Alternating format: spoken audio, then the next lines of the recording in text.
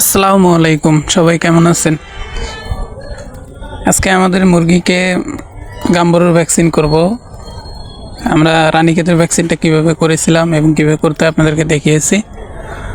তো মূলত গাম্বুরার ভ্যাকসিন আমরা প্রথম ডোজ দিয়ে দিছি, তো ওটা ভিডিও দেওয়া হয় নাই। অনেকে জানতে চাইছেন কিভাবে গাম্বুরার ভ্যাকসিন করতে হয়, তাই আজকে বুস্টার ডোজ দিব, এই জন্য ভিডিওটা করা। আমরা গত 3 তারিখে গাম্বুরার ভ্যাকসিন দিছি, আজকে হচ্ছে 10 তারিখ, ঠিক 7 দিন পরে আজকে আমরা বুস্টার ডোজ দিব।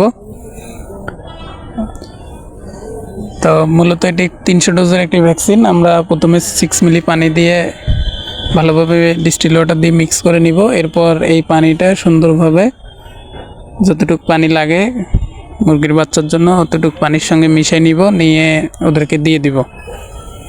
মূলত গাম্বুরা আপনার মুরগির বাচ্চার বয়স যখন 10 দিন হয় তখন দিতে হয়।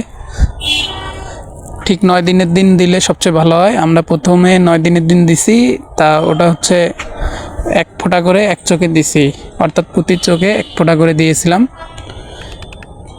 পানির সঙ্গে দিলেও হয়, চোখের মধ্যে দিলেও হয়। তা এবার আমরা পানির সঙ্গে দিচ্ছি, কারণ তখন অনায়াসে বাচ্চাগুলোকে ধরা যাইত, এখন অনেক ছোটাছুটি করে এদেরকে ধরতে অসুবিধা হয়, তাই পানির সঙ্গে দিয়ে দিব। তো আমরা ভালোভাবে মিক্স করে পানির সঙ্গে যে দিয়ে দিলাম। আপনারাও চাইলে এইভাবে ট্রাই করতে পারেন। আর এই গাম্বুরার ভ্যাকসিনটা হচ্ছে আমাদের ইনসেপ্টা কোম্পানির, এটা উপজেলা প্রাণী সম্পদ অফিসে পাওয়া যায় নাই, তাই আমরা লোকালি সবচেয়ে ভালো যেটা ওটাই কিনে এনেছি। তো ভিডিওটি কারো ভালো লাগলে অবশ্যই লাইক দিয়ে পাশে থাকবেন আর আমাদেরকে ইন্সপায়ার করবেন।